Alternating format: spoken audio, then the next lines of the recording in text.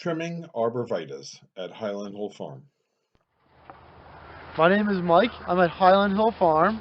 Today is January 8th, I believe, and we are trimming green giants in the field. This right here, this is a good example of a green giant that we had in the field.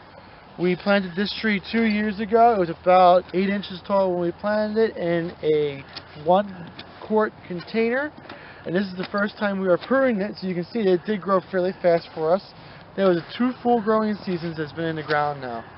So we should have trimmed it last year, but sometimes on nurseries we get so busy with work that we just don't get everything done, and that's why we're out here and it's maybe 10 degrees and we're trimming trees. But this is a green giant, and this is a good one to go over because it has everything that I really want to discuss about on what I think is important for the arborvitae. And I like our arborvitaes to have one central leader to it. That's the #1 thing that I want. I don't even care if it's sparse or anything like that, just one leader. But this one here has a second leader growing up on it. And we want to take care of that so it doesn't become a competitor or a dual leader or a co-dominant leader or whatever other word you want to use. So when we first start out, we'll go over to a spot where real nice branch union's at and cut off the piece that we want to get rid of. That way we have one leader, very defined. There's no any ifs or ors about it. So we got our one leader.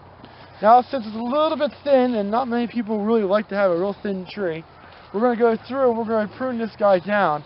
And I could either cut it here for a light prune, or here for a little bit heavier of a prune. But since this is so sparse, we're going to do a little heavier of a prune. Then we're going to go on the sides and tip back to the sides a little bit. And that's to encourage these guys here or these guys there to take over as central leader.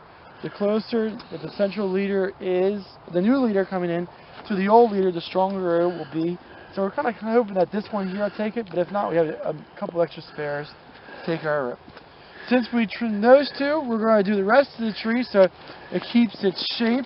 And not all arborvitaes are the same, and each grower that you go to has a different ratio of height to width that the trees are. And for these guys here, these are spacing, very nice spacings. You can see the row spacing in between each tree is grand. So these guys here will probably become a little bit larger of a tree, maybe like around 8, 9, 10 foot tall, and that'll be there in maybe like 2 to 3 more years they'll be there. And so we go through, we just trim off a little bit of the sides, we make sure that all the tips are pruned everywhere to encourage this interior growth to come out. And next year when we come out, what I would like to see is this interior growth grow out, fill in, so you won't be able to see the trunk of the tree. Oh, you will be able to, but it won't be so obvious. I also like to see a new leader sprout up on one of these. We may have to come through, and if 2 or 3 of them develop, we may have to go through and trim them. But arborvitae, green giant especially, doesn't really do that. They usually have just one, and that's all that it does. So that's kind of how I like the tree.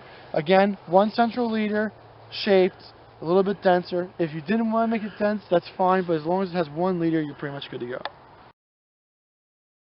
Highland Hill Farm is located on Route 313 in Fountainville, PA, Bucks County.